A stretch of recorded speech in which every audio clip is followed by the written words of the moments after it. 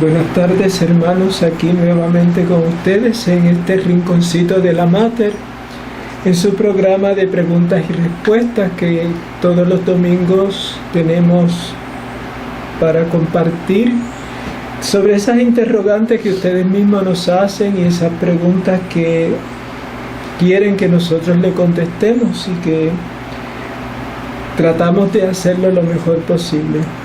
Así que aquí les dejo con Fray Javier. Muy buenas tardes, queridísimos todos. Hoy en el cuarto domingo del tiempo de Pascua. Esto va bastante rápido. Entonces hoy tradicionalmente la iglesia pues suele conmemorar o recordar a Jesucristo en su papel del buen pastor, tal como él mismo nos lo ha dicho, y precisamente lo hemos leído hoy en el Evangelio de la misa, aunque hoy tal vez enfocaba más sobre la puerta de las ovejas, pero es todo el tema de Jesús como el buen pastor. Agradecemos nuevamente pues que estén con nosotros una vez más. Gracias por su apoyo, gracias por todos los gestos de aprecio que nos dejan, todos los comentarios que son muy bien recibidos, y agradecemos pues que comprendan, ¿verdad?, poco a poco el esfuerzo que hemos querido hacer para poder llegar a ustedes en este tiempo de cuarentena y pues poder brindar un apoyo también para que ustedes crezcan en la fe. Antes de decir eso, pues recuerden ya desde ahora, si no lo han hecho, pues suscríbanse, y ya desde ahora pueden ir compartiendo. Si están viendo este programa en vivo, pues compártanlo para que también otras personas puedan disfrutar de él. Entonces comenzaremos ahora, como de costumbre, con una lectura de la palabra de Dios. Y ya que estamos en el Domingo del Buen Pastor, vamos a leer del Evangelio según San Juan, del capítulo 10, donde nos dice el Señor: yo soy el buen pastor y conozco mis ovejas, y las mías me conocen a mí. Como me conoce el Padre, yo conozco a mi Padre y doy mi vida por las ovejas. Pues, y esta palabra del Señor que se nos ha proclamado es lo que estamos celebrando hoy en este domingo de una manera especial, donde recordamos a todos los sacerdotes y los casi sacerdotes y los casi de camino. Se ora por las vocaciones, especialmente las vocaciones a la vida sacerdotal, así que ya pueden también rezar por Fray Javier, que es diácono, pero todavía no es sacerdote. Todavía. Un diácono no es un cura chiquito. Sí, porque hay gente, ¿verdad?, que piensa que un diácono es como si fuera un cura chiquito. No, el diácono es un ministerio propio y podemos decir no autónomo, porque siempre los ministerios están en unión, pero que tiene sus cualidades propias. Así que le falta ese plus para poder llegar a ser sacerdote. Pues sí. Y es bonito. Quisiera recordar unas palabras que nos dijo el padre David hoy en la homilía, de cómo precisamente él comparaba, ¿verdad?, cuando nos viéramos al espejo cada mañana, donde predicaba a nosotros, a los padres que estaban en la misa, y a los frailes que estábamos también, pues como precisamente el reflejo que uno quiere ver es el reflejo del buen pastor, que es como que el examen de conciencia cada día, mirarnos al espejo, ver si realmente lo que reflejamos es a Jesucristo, pero como el buen pastor. Entonces pues animaba también a la gente, al igual que quiero hacer yo ahora con ustedes, animarlos a ustedes a que recen por nosotros, recen por los que ya son sacerdotes, han recibido este ministerio de ser pastores, y para que puedan cada día asemejarse más a Jesucristo, buen pastor, y recen por todos nosotros los que estamos preparándonos para recibir este gran don inmerecido, pero también que pues de por sí lleva una gran belleza, pero también una gran responsabilidad sobre tener el cuidado de las almas, que son precisamente el cuidado de cada uno de ustedes y de nosotros mismos, porque realmente hay pastores que le toca velar a otros pastores, y es precisamente uno de los temas que queremos traer en el día de hoy, y que voy a dejar al padre pues para que lance la primera pregunta. Sí, la pregunta que nos hicieron, que de hecho nos cogió de sorpresa porque no sabíamos que ustedes tenían esas inquietudes. ¿cuál es la diferencia de un primado y de un obispo? Y estas no son preguntas de todos los días, es una pregunta de domingo. Y en el sentido de que normalmente la gente no se hace este tipo de preguntas. Quizás si me hubieran hecho la pregunta, la diferencia entre un obispo y un sacerdote, sí, o un diácono y un sacerdote, pues hubiéramos entendido, ¿verdad? Porque es algo, pero la palabra ya primado, ya como que me dijo, espérate, esta persona por algo pregunta del primado. Sí, yo cuando usted me la pasó, que hasta la hicieron a usted me la pasó, yo lo primero que pensé que esto es para una asignación de la clase de religión. Por lo mismo, porque no es una pregunta que cualquiera, no sé, el padre no me ha dicho, y siempre intentamos mantener en el anonimato las personas que nos hacen las preguntas. Pero sí me pareció bien curioso. Para mí fue una palabra que yo vine a conocer en el convento, o sea, jamás ni nunca me iba a imaginar yo ese tipo de preguntas. Bien, y por eso mismo, porque es una pregunta muy específica, pero para poderla entender vamos a explicar, ¿verdad? Para poder explicar lo que es un primado tenemos que explicar primero qué es un obispo, porque si no entendemos lo que es un obispo no vamos a entender lo que es un primado. Primero, ¿qué es un obispo? Un obispo es, por definición propia, el sucesor de los apóstoles. Todos sabemos que el Señor escogió 12 apóstoles, a cuya cabeza puso a Pedro. Y esos apóstoles, todos, también Pedro, murieron. Pero lo que Jesús le confió, que es la totalidad de la iglesia, eso no se podía morir, no murió con ellos. Por eso es que las mismas Sagradas Escrituras, el mismo San Pablo y todos los demás apóstoles testifican de cómo ellos en las diversas comunidades que iban fundando fueron estableciendo la jerarquía que es el grado de obispo, de sacerdote o presbítero y los diáconos. Esa triple jerarquía es lo que se alcanza a través del sacramento del orden. Y el obispo es la plenitud. Por ejemplo, Fray Javier es diácono. Como decía al principio, un diácono no es un sacerdote chiquito. ¿Por qué? Porque el que se ordena para el diaconado se ordena el orden al ministerio, no en orden al sacerdocio. Mientras, ¿y qué significa esto? Significa que sus tareas como diáconos, aunque tienen parte en la liturgia, miran sobre todo al servicio y a la caridad.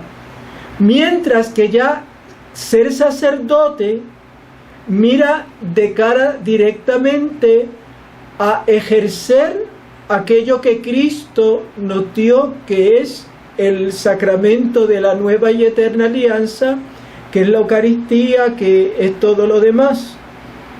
Y luego el obispo, que es el que tiene la plenitud de el sacerdocio. Por eso un sacerdote no puede ordenar obispo, tiene que ni a otro sacerdote.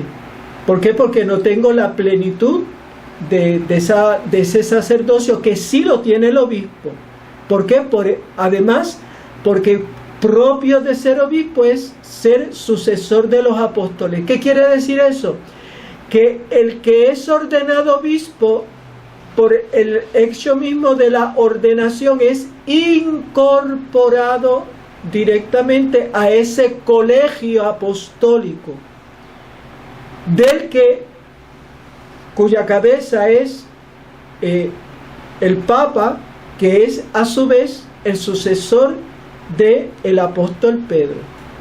Yo creo que hasta ahí expliqué, ¿verdad? Sí. Pero y entender también que la diferencia entre el obispo y el sacerdote no es solamente que el obispo puede ordenar y el obispo puede entonces dar la confirmación de forma ordinaria, ¿verdad? Lo normal que sea el obispo quien administre la confirmación. La diferencia no es solamente eso, porque en algún momento en la historia de la iglesia se plantearon esta cuestión y a veces la plantearon mal, donde entendían como que era el sacerdote y el obispo eran lo mismo, excepto que pues el obispo pues se le daba una diócesis, era como un cura que se le daba una diócesis y se le daba permiso para ordenar. Entonces no, a lo largo de la historia, del estudio que ha hecho la misma iglesia sobre este sacramento del orden, sobre todo en el primer grado, que es el grado episcopal, se descubren que no, que la diferencia es en el mismo ser, o sea, no es una diferencia jurídica ni de permiso, sino que es que está en el mismo ser de su persona, o sea, de que ha alcanzado esa plenitud de ese sacerdocio de Jesucristo, que es totalmente distinto, así como el sacerdote es totalmente distinto a un diácono que también ha recibido la ordenación, aunque en el tercer grado, que es el grado diaconal, pero no, es que hay un cambio en su mismísimo ser que lo hace distinto, así como el sacerdote del diácono al obispo del presbítero o el sacerdote. Y bueno, ¿y cuál es la encomienda que tiene un obispo? Tiene lo que se llama el triple munus o el triple oficio, que es enseñar, santificar y regir. Primero, enseñar. Él es el encargado por antonomasia de todo lo que es la predicación. Y por lo tanto, él es el que tiene que velar directamente por el depósito de la fe y transmitirlo a su vez. Y esto lo tiene que hacer pues para los sacerdotes, para todo el pueblo de Dios que se le ha confiado. Segundo lugar, santificar. Él es el obispo, es el liturgo por antonomasia dentro de la diócesis. Por lo tanto, es aquella persona que su sola presencia nos hace ver que estamos ante la persona de Cristo mismo que nos está santificando a través de los sacramentos. Y por eso el signo mayor es cuando el obispo celebra la Eucaristía, porque ese es el signo más grande de Cristo entre nosotros y es el signo santificador por excelencia. Pero cuando lo preside el obispo, podemos decir que está ahí completa la iglesia. Está completa la iglesia. No es que cuando el sacerdote la hace no esté la iglesia, pero como signo, cuando está el obispo, es como si tuviéramos al sucesor de los apóstoles, al colegio de los presbíteros, de los diáconos y al pueblo fiel. Por eso es que le da, expresa un carácter de plenitud en ese sentido. Y con respecto a esto, animar también a la gente, porque lamentablemente, por lo menos en Puerto Rico, tenemos la concepción de que viene el obispo y yo voy para otra misa. Entonces lo pasa en las visitas pastorales. Yo sé que muchos párrocos sufren esto porque viene el obispo de visita pastoral y en la misa principal, tal vez ya de inauguración o incluso la de clausura de la visita pastoral, pues se llena, pero realmente no se manifiesta todo el grupo de los parroquianos, precisamente porque hay mucha gente que le huye al obispo, y es todo lo contrario, como nos ha explicado el padre. Deberíamos tanto, o sea, los sacerdotes y los laicos, cuando el señor obispo vaya a visitar nuestras parroquias o en alguna otra actividad que haya en la catedral, sobre todo, que es donde está la sede del obispo, ir al encuentro, porque el obispo es nuestro pastor, y nosotros uniéndonos a él en ese, especialmente en la celebración de la Eucaristía, es donde expresamos también cada uno de nosotros nuestra pertenencia a la Iglesia Católica. Entonces les animamos a que no le huyan a las misas con el obispo, sino todo lo contrario, participen de ella con generosidad y con entusiasmo. Claro, y valorizar lo que significa que el obispo esté, qué sé yo, visitando la parroquia, que el obispo nos haya congregado pues para un acto en la catedral o un acto diocesano, porque ahí se está congregando toda la iglesia. O sea que eso de que esa misa que sí tú te esquivas, pues, pero no adquiere como el carácter de plenitud que tiene la Eucaristía cuando la preside directamente el obispo. Y en tercer lugar es el que está llamado a gobernar, regir, gobernar en la caridad. Por eso el servicio de gobierno del obispo no es el de un déspota. Hoy nos pone la iglesia uno de ellos, que es el de pastor. O sea, él gobierna la iglesia pero como pastor. O sea, que a veces tenemos la concepción de que el obispo es un dictador. No, el obispo es un pastor. Y también otra de esas dimensiones de su manera de gobernar la iglesia es el servicio. Por eso es que se nos lee en la institución del día de la Eucaristía, el Jueves Santo, el pasaje del lavatorio de los pies. ¿Por qué? Porque directamente ellos son los servidores.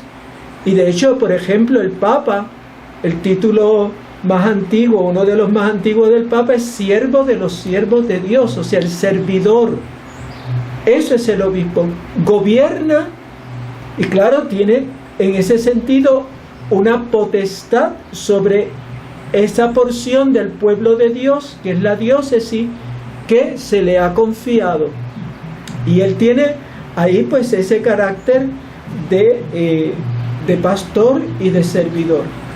Y esta tria munera que se le llama, estos tres dones que se le dan, el de enseñar, santificar y regir, los sacerdotes también participan de esos tres dones, pero precisamente como ayudantes, colaboradores del obispo. Por eso los sacerdotes pues también enseñan, santifican la celebración de los sacramentos y rigen específicamente en los que son párrocos, ¿verdad? En sus diferentes parroquias, pero lo tienen que hacer también en comunión, que sepan que son solamente colaboradores del obispo, porque el obispo pues no puede estar en todas las partes. De hecho, precisamente los comienzos pues vamos viendo en la Sagrada Escritura, ¿verdad? Todavía como que no estaba muy claro, ¿verdad? Lo de los obispos, los presbíteros y los diáconos, pero es algo que poco a poco fue creciendo. No fue que los apóstoles se sentaron en una mesa y dijeron, bueno, vamos a hacer aquí el gobierno de la iglesia y lo vamos a constituir de esta manera, ¿no? Fue algo que fue creciendo orgánicamente, ¿verdad? Sí, desde el principio se mantuvo la sucesión de los apóstoles ordenaban obispos, pero después los obispos en las diferentes diócesis que se iban formando, que evidentemente al principio no se le llamaba así diócesis, eso es un término posterior, pero ellos van necesitando colaboradores. Entonces la Sagrada Escritura, por ejemplo, sí nos narra cómo surge el orden de los diáconos cuando los apóstoles necesitan ayuda para la atención de las viudas y la ayuda en el servicio en la caridad, pero luego posteriormente también van necesitando ayuda y surge entonces el segundo grado, que es el orden de los presbíteros. Entonces, pero que siempre es en comunión con el obispo, que es el que recibe como tal esa triple múnera, esa tria múnera, esos tres dones, esa triple responsabilidad a la hora de ejercer su sacerdocio o la plenitud de su sacerdocio. Bien, vamos ahora a unos signos que muchas veces los vemos cuando el obispo está celebrando, pero muchas veces no sabemos qué significa. Por ejemplo, ustedes han visto que los obispos se ponen un gorrito alto en la cabeza que no lo usa nadie más que ellos. Sí, y eso se llama mitra, la mitra. ¿Y qué significa? ¿Cuál es el sentido de por qué los obispos usan la mitra? Significa que ellos actúan en nombre de Cristo cabeza, por eso está ahí encima, en la cabeza, que ellos actúan en nombre de Cristo cabeza, enseñando, santificando y rigiendo la iglesia. Pero la mitra, si ustedes se fijan, tiene como dos colitas en la parte de atrás. Dos colitas, sí, es como dos tiritas de tela que salen hacia atrás, que ustedes ven que ellos cuando se la ponen hacen así para que les caiga. Eso se llama ínfulas. ¿Y qué representan las ínfulas? Representan el Antiguo y el Nuevo Testamento. Entonces, ¿qué es lo que cuando el obispo, cuando ustedes miren, el obispo no en toda la ceremonia usa la mitra, pero sí la usa de manera especial cuando está en uno de los momentos de la que la usa, por ejemplo, cuando está predicando. ¿Por qué? Porque está enseñando, está ejerciendo su función de ser maestro de la fe. Entonces, por eso, al ponerse la mitra y esas dos colitas nos está diciendo a nosotros, o nos debería decir, o nos recuerda que, mira, es maestro de la fe y todo esto tiene que estar cónsono con lo que está en la Sagrada Escritura, tanto del Antiguo como el Nuevo Testamento, o también lo que es la Escritura y la tradición viva de la Iglesia. Así que espero que sepan ahora por qué el obispo, ¿verdad?, se pone ese gorrito que no se dice gorro, se llama mitra. Luego el obispo también tiene otro más chiquito que se lo pone aquí en la cabeza, que ustedes lo habrán visto, que suele ser como moradito. Los cardenales lo usan rojo y el Santo Padre lo usa blanco. ¿Y qué significa? Significa que, si ustedes se fijan, se llama solideo.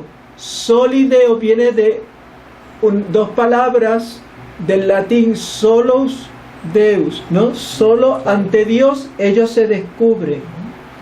Solo ante Dios. Por eso, si ustedes se fijan atentamente, cuando vayan a otra misa donde el obispo, verán que él, ¿cuándo es que se quita ese gorrito chiquito que se llama solideo? En el momento de la consagración. Si ustedes se fijan, justo antes de empezar la plegaria eucarística, ahí, o él se lo quita o se lo quitan, ¡prum!, y lo ponen normalmente en otro lugar. ¿Por qué? Porque el obispo se descubrió, recordando que ahora vamos a estar ante la presencia misma del Señor. Y es interesante porque para otro momento no se lo quita más que para eso. Bien, así que ya tenemos la parte de, ¿verdad?, el solideo, tenemos la mitra, y luego hay otros que dicen, ¿y ese bastón? Primero, que eso no se llama bastón, se llama báculo. Bastón usan los viejitos para caminar. Eso, como un servidor, ¿verdad? Usamos bastón. Pero los obispos usan báculo. ¿Y qué es el báculo? Recuerda que el obispo es pastor. Por eso el báculo se le entrega al obispo en el día de la ordenación, recordándole que él desde ese momento se convierte en pastor de pastores incluso. ¿Por qué? Porque es incluso pastor de los sacerdotes. Pero los sacerdotes no llevamos báculo.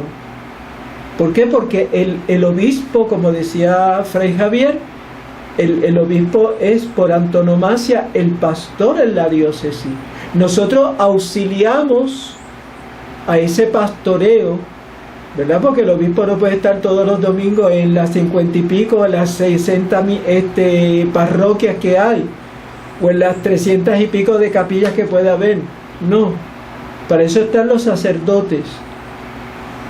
Y están ahí puestos como pastores, pero, como decía Fray Javier, en comunión con el pastor, que es el obispo. Así que ya saben, báculo, mitra, solideo. Sí. Antes de seguir con el otro símbolo, es muy interesante cómo el báculo del obispo lleva una curva, tiene una curva, es propio que parece, si buscan una imagen del buen pastor o buscan una imagen de cualquier pastor o de cualquier pastora, pues siempre va a aparecer con el palito, con la curva, ¿verdad? Supongo que yo no soy pastor, no sé, pero supongo que para poder agajar las ovejas por el pescuezo. Sí, o lo que ese era el sentido. De hecho, el salmo que ustedes muchas veces rezan, ¿verdad? El Señor es mi pastor, dice: tu vara y tu callado me sosiegan, me dan descanso. La vara era para a la oveja que no se estaba portando bien, darle su azotito y decirle y el callado o el báculo era para, con esa parte que hace así, cogerla y alarla. Y a veces el obispo nos tiene que alar las orejas. Lo que quería también añadir eso es que el de todos los obispos tiene que llevar la curva. El único que usa uno distinto es el Santo Padre, el Papa.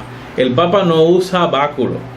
Es la misma función, tiene uno parecido, pero el del Santo Padre es en forma de cruz, lleva una cruz y se le llama férula. Esto yo sé que tal vez es algo que mucha gente no sabe, muchísima gente no sabe, incluso sacerdotes, se le llama férula, y es el único que está permitido usarlo así en forma de cruz.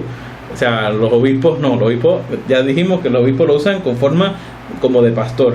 Y el Santo Padre lo usa férula. Férula es una palabra en latín, y la férula se le conocía también a una varita que usaban antiguamente los maestros a la hora de enseñar.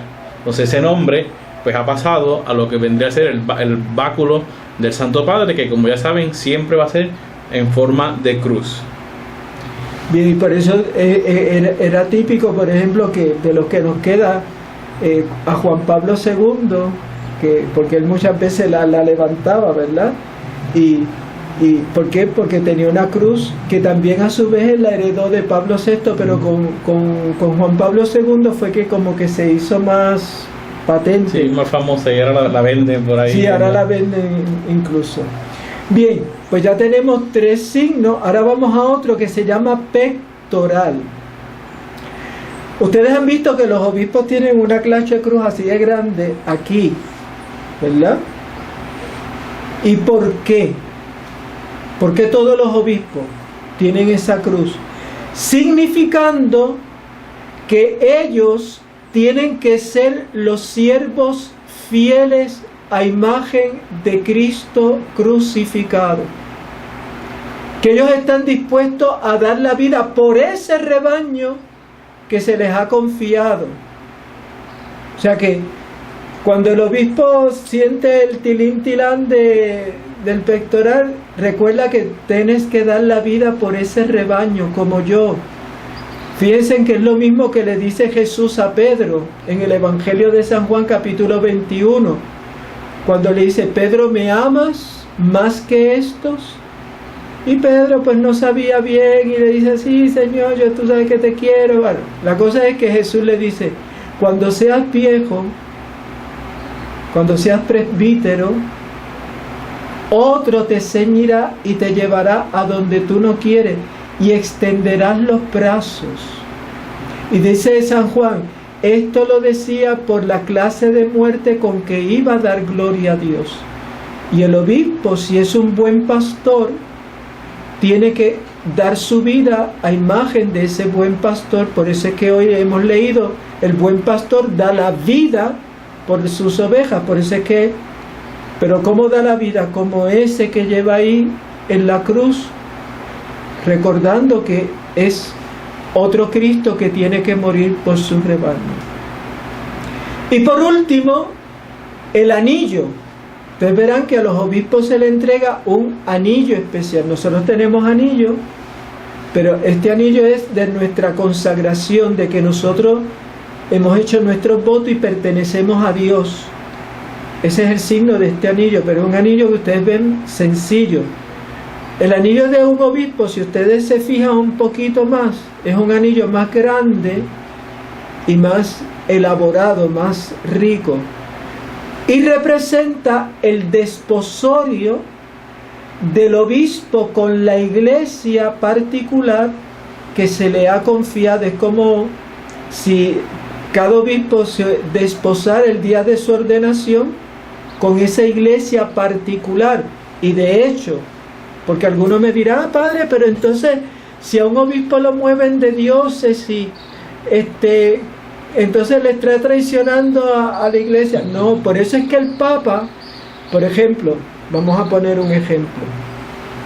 Imaginemos que el obispo de la diócesis, cada uno de ustedes, sea el que sea, el Papa lo nombra obispo de otra diócesis. En el documento que el Papa envía, que es lo que se llama una bula, en ese documento, lo primero que hace el Papa es decirle: te desligo de esa iglesia particular y te envío a esta otra iglesia particular. O sea, no es que es un divorcio, sino que lo desliga. Por eso el anillo en la mano del obispo representa ese desposorio, esa unión mística con la iglesia, pero de manera especial con esa porción del pueblo de Dios que se le ha confiado. Sí, es como Cristo diciéndole: te encargo mi esposa por medio del anillo, que es la iglesia, porque tiene que velar por la iglesia, pero la forma concreta de desposarse con la iglesia universal es en una iglesia particular. Recuerden que siempre ese va a ser el vínculo, ¿no? O sea, yo perteneciendo a mi parroquia, la parroquia que pertenece a una diócesis, una iglesia particular, entonces yo perteneciendo a mi parroquia manifiesto mi pertenencia a la iglesia particular, que a la vez manifiesta mi pertenencia a la iglesia universal. Entonces siempre la iglesia particular va a ser la forma pequeñita, ¿no? La forma fácil de poder nosotros manifestar nuestra pertenencia a la iglesia universal. Y en este caso con el anillo es como si Cristo le dijera: te encargo, ¿verdad?, custodia a mi esposa, que es la iglesia, en esta diócesis concreta y particular que te estoy asignando. Bien, voy a tocar lo que dice la misma iglesia en el catecismo de la Iglesia Católica en el número 886. Ahora vamos a ver esto, pero dicho desde el contexto ya del catecismo. Dice: cada uno de los obispos es el principio y fundamento visible de la unidad en sus iglesias particulares.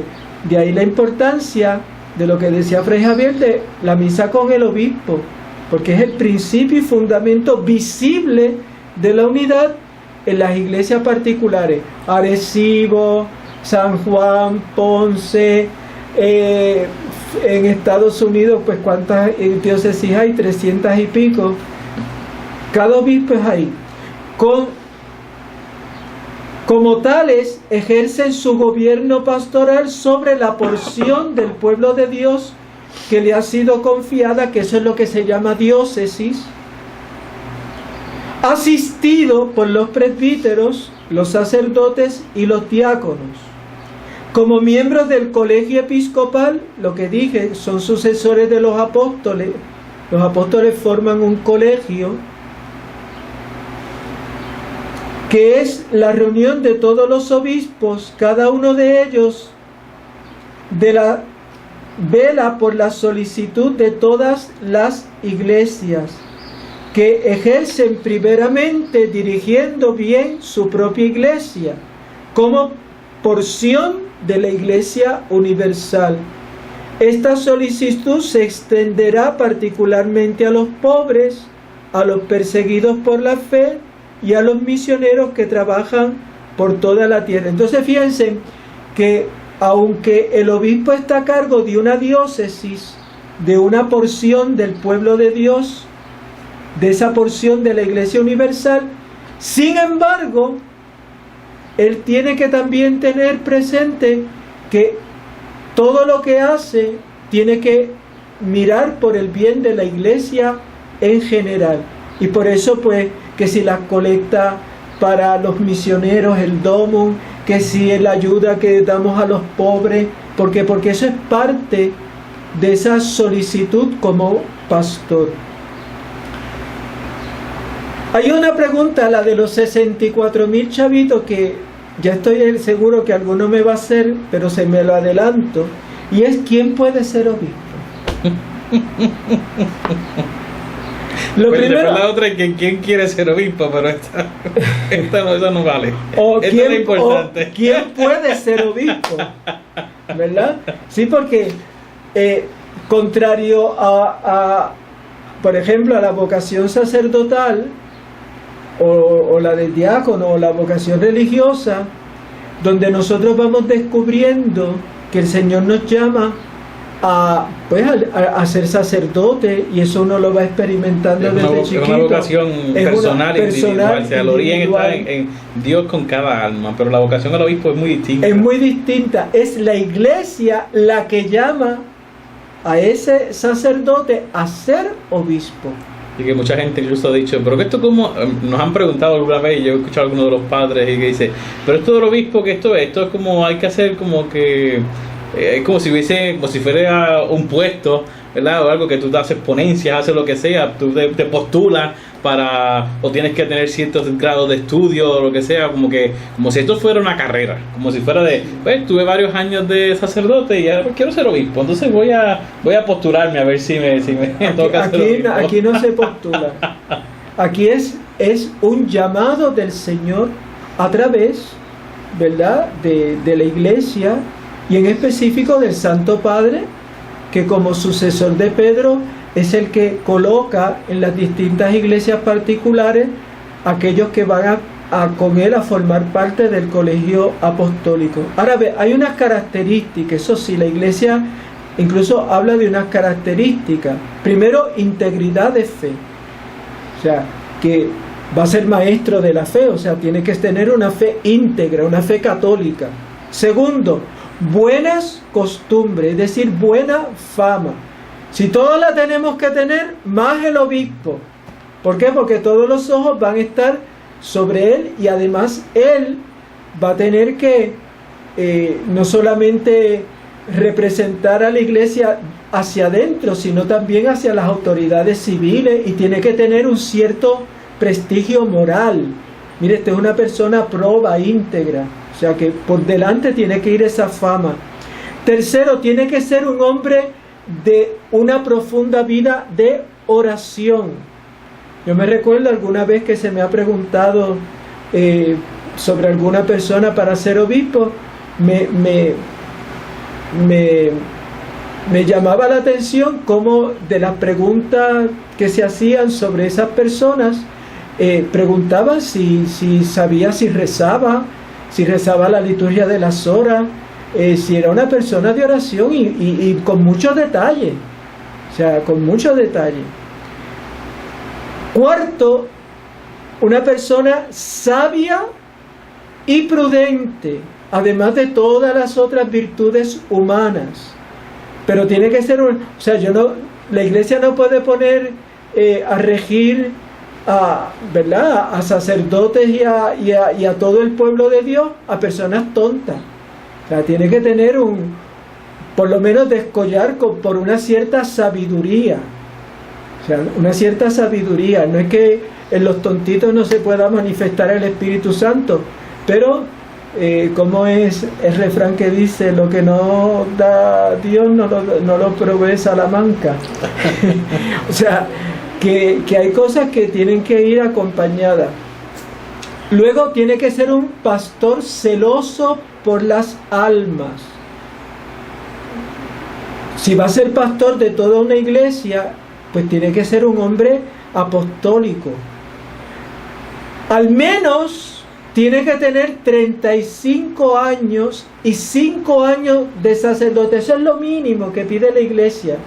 O sea, que tenga un cierto desenvolvimiento como sacerdote, que haya sido un sacerdote probo, que haya tenido una garantía mostrada en el ejercicio de su ministerio. Así que estas son algunas de las cosas, entre otras que si tenga estudio, pues a eso ayuda.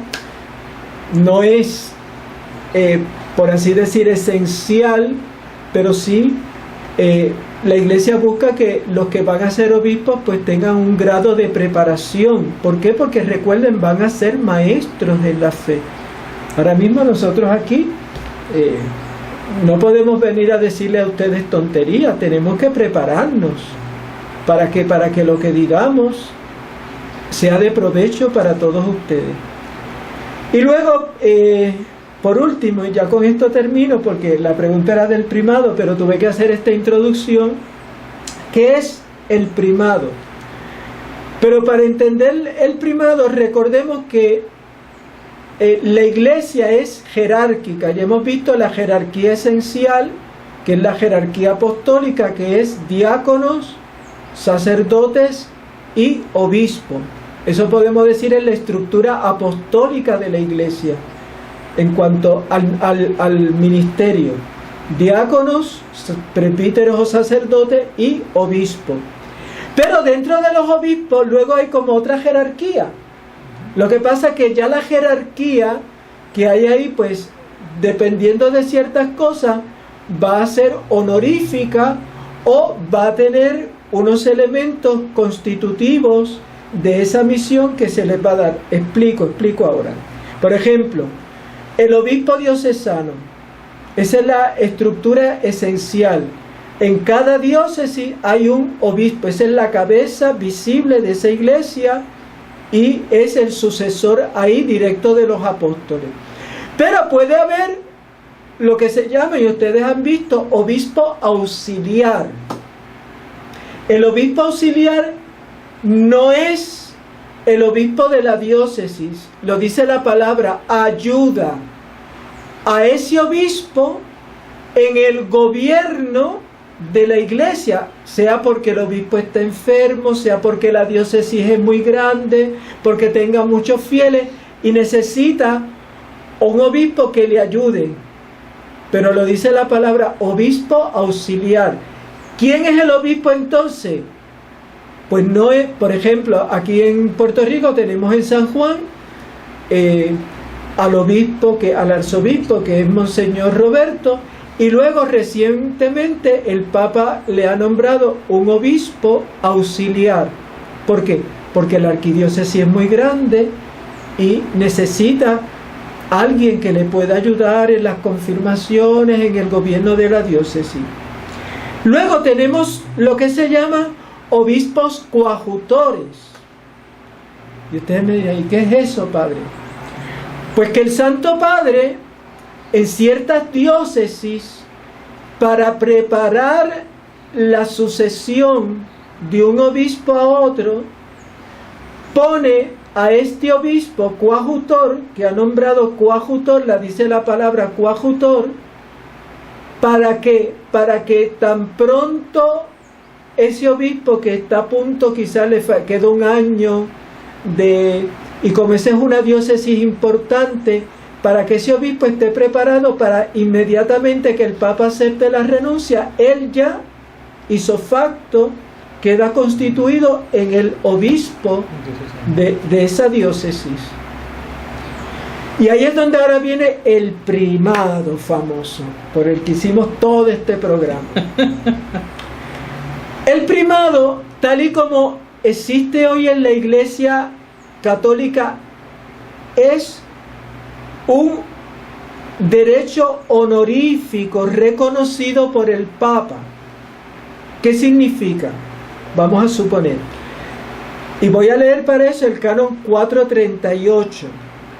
Dice: aparte de las prerrogativas honoríficas, el título de patriarca o el de primado no lleva consigo en la Iglesia latina. La Iglesia se divide, por así decir, en dos grandes secciones. Latina es la que, entendamos, toda la Iglesia que se origina en los países de Europa, ¿verdad? Y que están vinculados a la figura directamente del Papa, aunque el Papa es de toda la Iglesia, pero el que hace sus nombramientos, el que hace todo, es como directamente. Entonces, esa Iglesia latina es la Iglesia que mira hacia acá, hacia Europa, Estados Unidos, nosotros acá, África. Bueno, y luego la Iglesia de Oriente, que es toda esa otra porción de la Iglesia que está en Asia, sobre todo en Asia, aunque hay sectores por otros países, pero normalmente se pone en ese sector de ahí. Bien, por lo tanto, leo, aparte de las prerrogativas honoríficas de honor, el título de patriarca o de primado, por lo tanto, es un título. No lleva consigo en la Iglesia Latina ninguna potestad de régimen, de gobierno, a no ser que en algún caso conste otra cosa por privilegio apostólico o por costumbre aprobada. Pero normalmente el primado es que una diócesis muy antigua, que fue origen en la antigüedad de casi siempre de todas las demás otras diócesis, entonces ese obispo de esa sede, por su antigüedad y por ser la madre de todas las iglesias de esa región o país, se les reconoce un primado de honor. Es como el primero de entre todos los obispos. Ese honor, ¿cómo se manifiesta? Que cuando él preside ciertas celebraciones. ¿Por qué? Porque es el primado. Es como el primero entre todos los obispos. Pero a nivel jurídico es tan obispo como todos los demás. Voy a poner un ejemplo para que me entiendan. Por ejemplo, ¿cuál es la capital de Francia? París. Sin embargo, el arzobispo de París no es el primado de Francia. Es el primado lo tiene otra arquidiócesis que está al sur y se llama Lyon. ¿Por qué?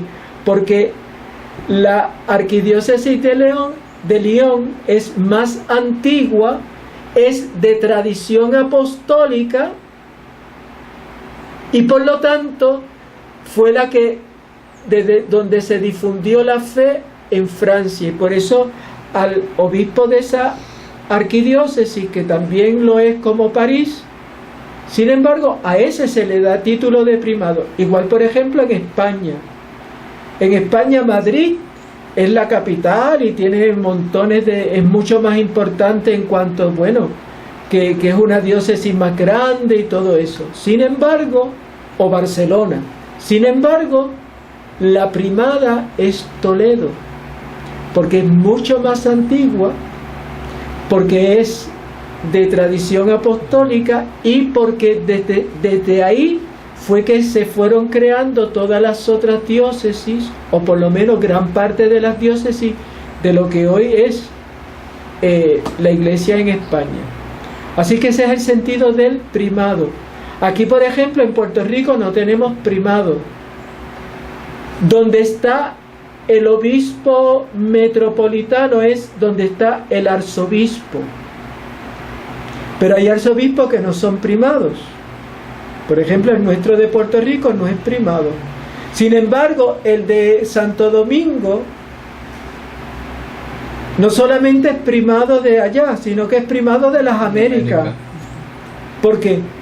Porque, aunque eso está en discusión, porque el de Puerto Rico llegó primero acá. Pero la primera diócesis elegida fue la de Santo sí, Domingo. Fue elegida primero Santo Domingo, y en ese sentido, aunque el de obispo de acá llegó primero, pero el de allá conservó el título de ser la primera diócesis. Y de ahí y como fue la primera diócesis de toda América, pues le cae el título de primado de América. Así que imagínense, ese es casi medio papa.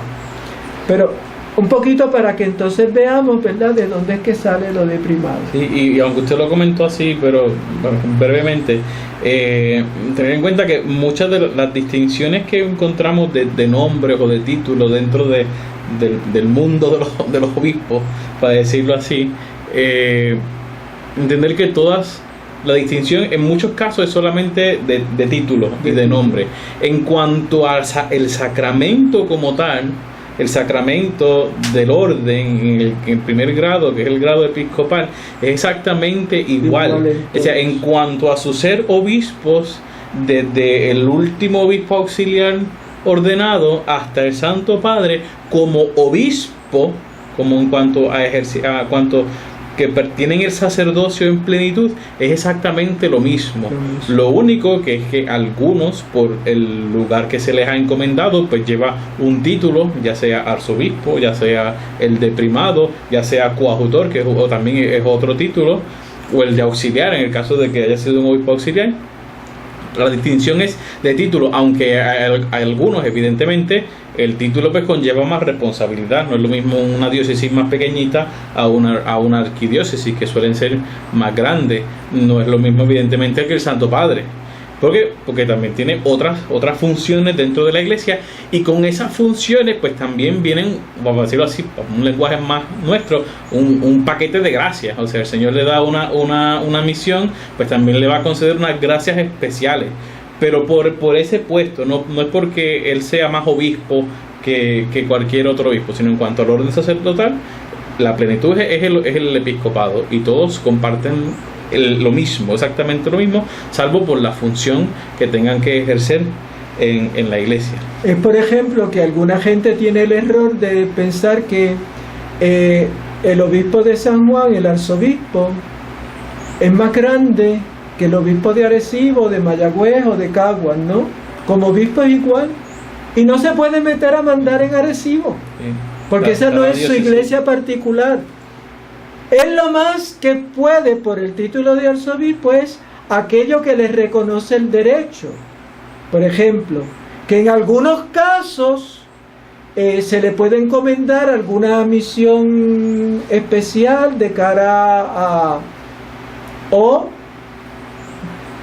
presidir alguna Eucaristía, porque él es el metropolitano, es el obispo de un grupo, ¿verdad?, que se llama la provincia eclesiástica, donde hay varias diócesis. Por ejemplo, Puerto Rico, hay un arzobispo y hay 5 diócesis. Entonces esas 5 diócesis y ese arzobispado forman una provincia eclesiástica. ¿Quién preside como provincia eclesiástica? El metropolitano, que es el arzobispo. Pero no porque puede meterse a las otras diócesis a disponer, a organizarlas, no. Que mucha gente piensa eso, ¿verdad? Que como que el arzobispo se puede meter a mandar en Arecibo, o en Caguas, no. Cada obispo en su diócesis es el sucesor directo de los apóstoles. Ahora, puede presidir ciertas Eucaristías, o se le da un cierto reconocimiento honorífico. Sí. Luego también a mediados del siglo pasado, a partir del Concilio Vaticano II, se le dio mucha importancia a lo que son las conferencias episcopales. Entonces las conferencias episcopales son la reunión o el grupo de todos los obispos en un determinado, suelen ser por países. Entonces, por este caso tenemos la Conferencia Episcopal Puertorriqueña, así como está también la Conferencia Episcopal de Estados Unidos. Evidentemente, la Conferencia Episcopal de Estados Unidos es muchísimo más amplia, que para cada vez que se reúnen tienen que buscar un hotel y tener ahí casi como un senado. De hecho, en España también tienen, la Conferencia Episcopal tiene casi como un senado, o sea, con sus sillas y todo bien. ¿Por qué? Porque son muchos más obispos. En Puerto Rico son poquitos 5 obispos. 5 Entonces, diocesanos y un metropolitano y el auxiliar. Entonces, como conferencia episcopal, pues pueden, ¿verdad?, atender situaciones juntos, en común, ¿verdad? Y poner entre todo el trabajo conjunto, pues determinar ciertas formas de actuar o atender diferentes situaciones, ya sean pastorales o hayan problemas precisamente con respecto a la fe, o que diferentes problemas que surjan. Pero la conferencia episcopal es casi como consultiva. En ese caso es como que nos reunimos para discutir, pero luego cada obispo sigue siendo autónomo en su diócesis. Entonces ni siquiera la conferencia episcopal junta puede tomar decisión. No, entre todos vamos a ponernos de acuerdo y vamos a tomar una decisión sobre esta diócesis. No, cada obispo conserva la autoridad sobre su diócesis. Bueno, hemos terminado nuestro programa por el día de hoy, pero estamos en el mes de mayo, mes de la Virgen, y queremos pues en este rinconcito de la Mater, en este su programa, dedicarle hoy un Ave María a aquella que es Madre de la Iglesia, para que nos siga proveyendo de santos sacerdotes, de obispos santos, de pastores según el corazón de Cristo. Dios te salve María, llena eres de gracia, el Señor es contigo, bendita tú eres entre todas las mujeres, y bendito es el fruto de tu vientre Jesús. Santa María, Madre de Dios, ruega por nosotros pecadores, ahora y en la hora de nuestra muerte. Amén. El Señor esté con ustedes, y con tu espíritu. y que la bendición de Dios Todopoderoso, Padre, Hijo y Espíritu Santo, descienda sobre ustedes. Bueno, queridísimos hermanos, este ha sido todo el programa. Nos veremos Dios mediante el domingo que viene. El domingo que viene a las 6:30, como dice el Padre. Acuérdense de darle like, suscribirse. Si no se han suscrito, suscríbanse. Y luego denle a la campanita. La campanita es muy importante. Mucha gente nos dice: Padre, envíeme el video que no lo encuentro. Si usted le hunde la campanita y está pendiente, YouTube le va a enviar la notificación, sobre todo si tiene el celular, la notificación en el celular de que hemos puesto, cada vez que pongamos un nuevo video o lleguen estos eventos que son live, pues le va a dar la notificación de que estamos precisamente live. Así que hagan eso y así colaboran con nosotros en esta tarea de evangelizar en los medios de comunicación. Dios les bendiga. Adiós.